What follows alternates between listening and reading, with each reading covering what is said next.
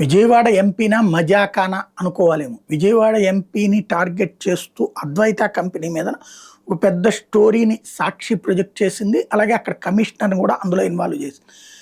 అక్కడ బాధితులు ఉన్న మాట వాస్తవం ఇది. అయితే దాని వెనకాల ఉన్నది వీళ్ళు అన్నటువంటి పాయింట్ని ప్రొజెక్ట్ చేసుకొస్తే ఆగ్రహంతో రగిలిపోయినటువంటి వాళ్ళు చట్టబద్ధంగా ఇంతవరకు ఎప్పుడూ లేనిది ఒక పోలీస్ కేసు నమోదు చేయమని గతంలో జగన్ టైంలో పవన్ కళ్యాణ్ ఎవరైతే ఈ వాలంటీర్లు అందరూ కూడా అమ్మాయిల్ని పండబెడతారు, వైసీపీ వాళ్ళకి పండబెడతారు, ఒంటరి మహిళల్ని అని చెప్పి ఏదైతే మాట్లాడారో ఆ మాట్లాడినటువంటి దాని మీదన ఒక వాలంటీర్ పెట్టిన కంప్లైంట్ ఆధారంగా ఆ కంప్లైంట్ మీదన ప్రభుత్వం తరపున వాదించాలని చెప్పేసి ప్రభుత్వం తరపున కేసు నమోదు చేయాలని ఒక జీవో ఇచ్చారు. అప్పుడు తీవ్రంగా తప్పుపట్టింది కూటమి ప్రభుత్వం.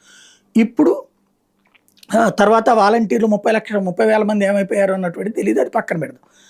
ఇప్పుడు వచ్చేటప్పటికి ఈ అంశం మీదన ఏదైతే అద్వైత మీదన వచ్చినటువంటి దాని మీదన చట్టపరంగా చర్యలు తీసుకుని ప్రభుత్వం తరపున కేసు నమోదు చేయమని చెప్పి జీవో ఇవ్వడం అన్నటువంటిది కొత్త చర్చకి తావిస్తుంది.